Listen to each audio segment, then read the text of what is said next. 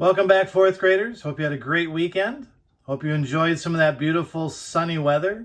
Not quite warm enough to have a lemonade stand of your own quite yet, but not too long from now, you'll be getting that kind of weather where if you really wanted to, you could make a lemonade stand of your own. The one you see here in the picture is awfully fancy. I don't think Evan or Jesse are making lemonade stands quite this fancy, but it's kind of fun to think about designing your own lemonade stand. What kinds of things would you do to bring in business or to increase sales or to add value like Jesse and Megan were doing last week? So we'll get started back into our story today and check out some things that have to do with plot.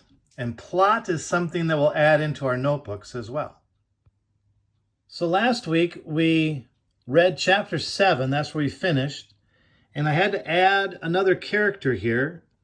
Officer Ken came into the picture a little bit. Evan mistakenly thought that he could sell lemonade down at the town green. That was kind of like the center part of town, like the downtown park kind of, where all these people were gathered and spending time outdoors. So I put under settings the town green to add that, and one more character here with Officer Ken. I've also added now into my notebook probably the most important thing, which is the plot. If you look down here, plot is the same thing as events. And I listed them according to the main ideas that have been taking place in our story. Plot is like the what happened in the story. What did the characters do? So right away, my first main idea that goes along with plot is that Evan was upset because his younger sister, Jessie, is skipping third grade and is going to be in Evan's fourth grade class with him.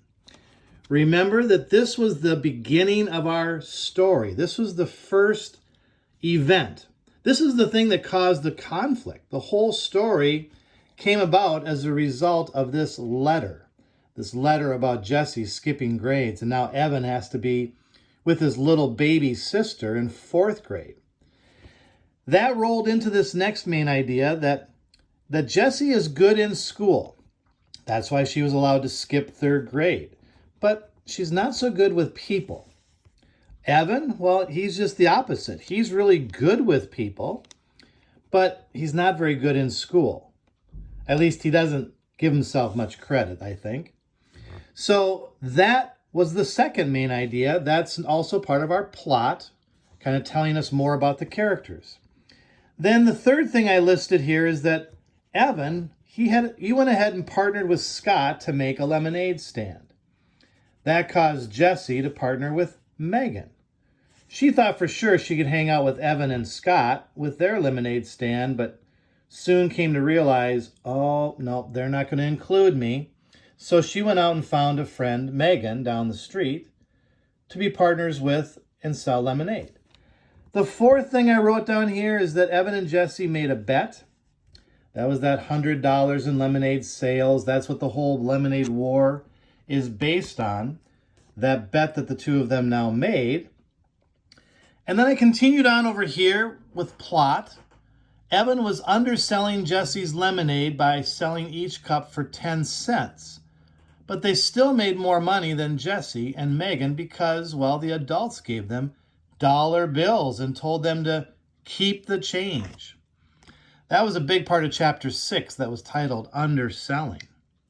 Also in chapter 6, Jesse and Megan had this idea of value adding, giving away free snacks, and that backfired. Everyone they just ate their snacks for free without buying their lemonade. So that value-added idea, even though it's a good idea, it ended up backfiring on Jesse and Megan. Partly because Evan was underselling them and they were all full of lemonade, so they didn't buy any of Jesse and Megan's. And finally, in chapter 7, Evan gets kicked out of the town green, but not before making $2 a cup. Remember, he made a lot of money there. And then he got a $5 bill from Officer Ken before he had to leave the town green.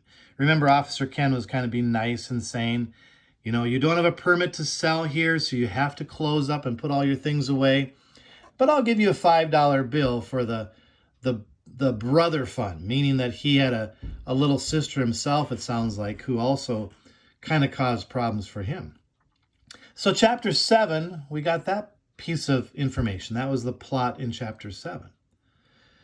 This is a lot, I know, in your notebooks. I'll put it on Canvas if you want to copy this down. I also added in some of the things that we focused on during each of these events or during these main ideas. We had an inference at the beginning about Evan being upset and why he was upset. We also did a thing about character traits. We talked about the Jesse and Evan and their character traits. And then we went on with some cause and effect. You know, with because Evan partnered with Scott, Jesse partnered with Megan. It's like a cause and an effect. We also did a lot of predicting. With this $100 bet in lemonade sales, we've been predicting who would end up winning. And then lots more of cause and effect on this side. So I'll put this in Canvas. If you want to try to catch up in your notebooks, there's a lot of information here, I know. But I'll take a snapshot of this and I'll upload it into Canvas for you. And then today we're going to continue on in chapter 8. Chapter 8 has some more cause and effect and some more events or plot. We're also going to use this page from our materials. If you have in your envelope this, what looks to be a 3-paneled chapter by chapter guide. We're going to use week 2. It's the one right there. This is week 2 on it. Notice I've added a little bit of color to it just because I can't stand things without some color on it. And what we're going to do is we're going to fold this into a 3-panel, kind of like a booklet or brochure. And this can kind of take the place of our index card now for a while. We can use this to mark our spot as a bookmark. So we'll take this and fold it up. You basically fold the outside panel in and then fold the front panel over.